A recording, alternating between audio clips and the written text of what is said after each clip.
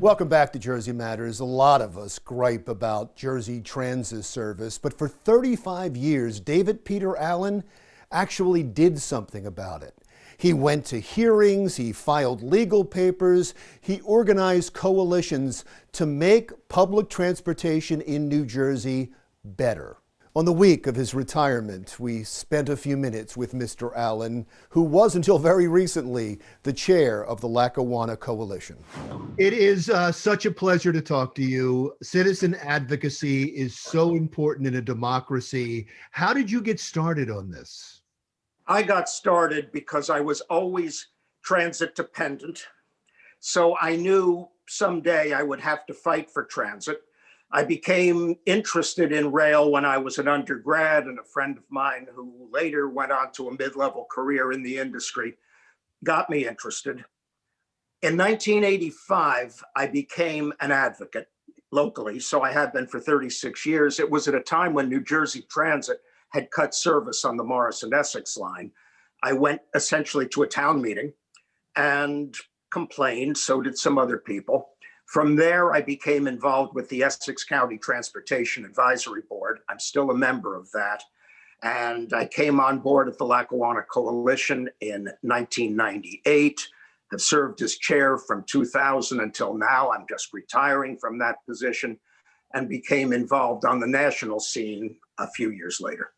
That's wonderful. What are some of the changes you feel you and other advocates were able to get done?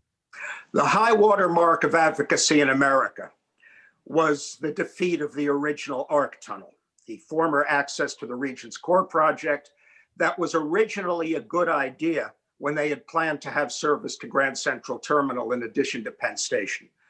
Throughout the decades from 2000 to 2010, it had been so severely downgraded that it had become what we call the tunnel under Macy's basement.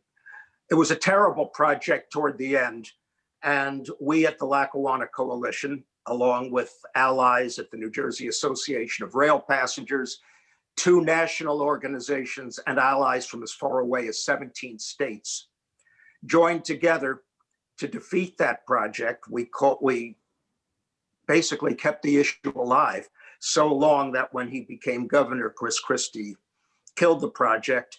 Sadly, the Gateway project came along, and any headway we were attempting to make with Chris Christie had gone away. And now we're concerned about how much the Gateway program would cost, how unnecessary additional capacity is at what used to be peak commuting hours, and how we're still pushing for a less expensive solution, rehabbing the existing tunnels, building a new tunnel, 1 new track into Penn Station, and replacing the existing Portal Bridge.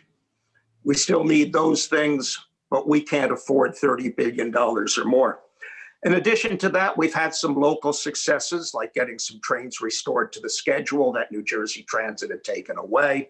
We had a good schedule early in the COVID era with enough trains for commuters and good service at other times. And we're still fighting to get rational, useful schedules that will take the people who need the trains where they want to go. That's fascinating. That's quite a laundry list and a success rate for citizen advocacy. You mentioned the Gateway project, and I'm certain that's a priority. What else is a priority right now? What should be a priority for future citizen advocates? First, the priority must be to save transit. The entire nation's transit is under siege. It's almost as if the automobile establishment and the oil establishment, who always work together to defeat transit, have declared war on transit and its riders by saying that in this time of the COVID-19 virus, transit is unsafe. That is absolutely not true. There have been many studies in Europe and Asia where most people use transit who show that if you wear masks and take reasonable precautions, transit is not a problem. We advocates must band together, both locally and nationally, to fight this myth that could totally destroy mobility for the 20% of Americans who depend upon public transportation. I can see why you were such a strong advocate. That was wonderful. That's what you used to, do you feel like you're at the podium again? Yes, and I think I'll miss that. I've been practicing law for 40 years, so I know something about advocacy, and I'm still semi-retired. I stick with my field, intellectual property, patents, copyrights, trademarks, and business law. But I care about citizen advocacy. I always will, and I will be doing a lot of writing in the future for Railway Age, where I'm a contributing editor. We have served the railroad industry since 1856, and I'm very proud that I'm the first person writing regularly for them who came up through citizen advocacy rather than employment in the industry. Well, it sounds like you're semi-retired from citizen advocacy too. Your voice will still be heard, but others are coming up. Others are important. It's important for young people to get involved in this. What advice would you give them? The advice I would give them is think about the environment. Think about social equity and fairness. Think about mobility that everyone can enjoy, that's not just limited to those who are fortunate enough to be permitted to operate a motor vehicle.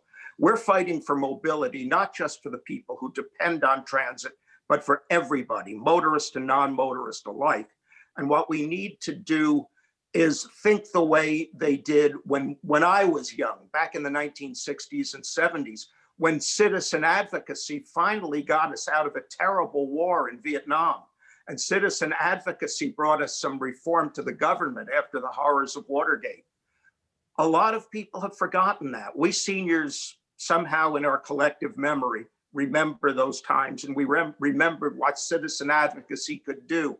It got Black people fair treatment and the vote and inclusion into America. It got the vote for women. It got recognition for labor.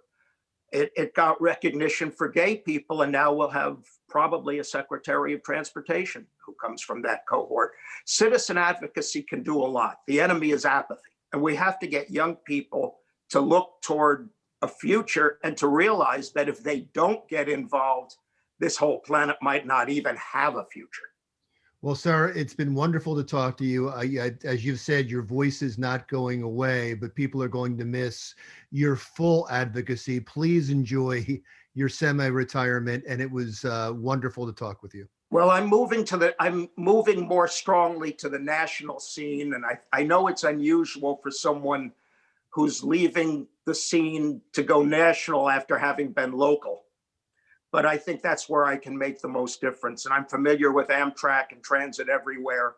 So I hope I can help, and I'm looking for more opportunities to do so.